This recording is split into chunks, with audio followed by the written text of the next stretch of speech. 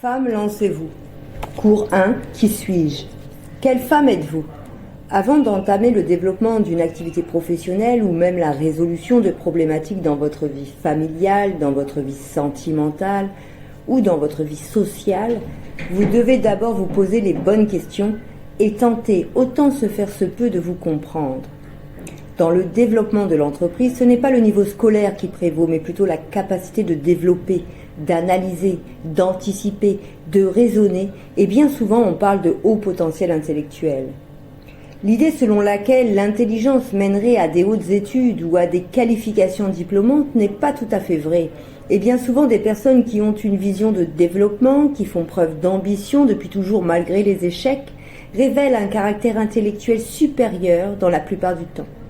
Ces personnes sont considérées comme différentes, avec des idées visionnaires, pas toujours réalisables, mais il semblerait que certains d'entre nous, qui ont parfois eu des cursus scolaires plutôt médiocres, soient en réalité des potentiels de réussite qui s'ignorent.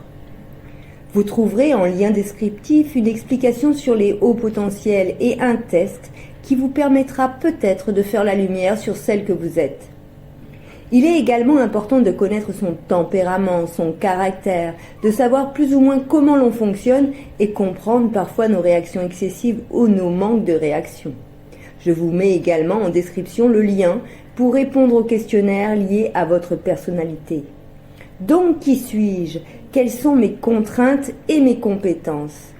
D'abord, en matière de gestion d'entreprise, je pense qu'il est très important de savoir si oui ou non vous êtes capable de faire par vous-même un certain nombre de choses liées à la base même de l'entrepreneuriat. La gestion d'entreprise nécessite un certain nombre de compétences qu'il vous faudra déléguer ou alors trouver un bon ami dans le domaine pour vous accompagner ou encore prendre le temps de vous former vous-même pour devenir totalement autonome dans cette indispensable connaissance. De la notion de droit à la comptabilité, à l'administratif de gestion ou encore en matière d'éducation financière à haut potentiel de rentabilité, parfois certaines notions de réussite vous sembleront totalement incompatibles avec vos principes éducatifs de base. L'exploitation des classes inférieures, par exemple, est un principe de réussite qui ne pourra pas être écarté très longtemps si vos prérogatives de bénéfices financiers sont élevées. C'est un peu le cœur du jeu du sens des affaires. Vous trouverez également un questionnaire vous permettant de mieux répondre à vos compétences, qu'elles soient de nature scolaire ou innée, et qui pourraient rentrer dans le domaine de l'entrepreneuriat.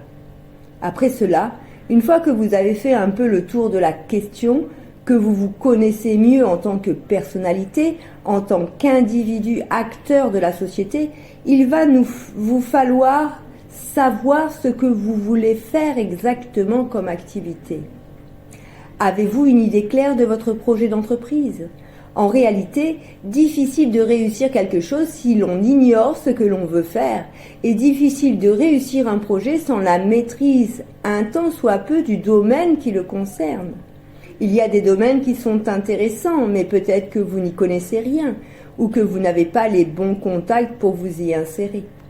Quel que soit le domaine dans lequel vous souhaitez vous lancer, commencez par regarder ce que vous, en tant que personne, en tant qu'individu, vous pouvez y apporter.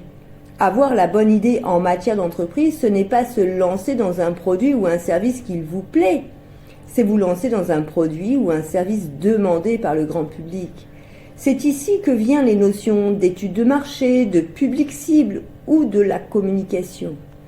Après avoir trouvé la bonne idée pour réussir, essayez de savoir aussi pourquoi vous voulez réussir.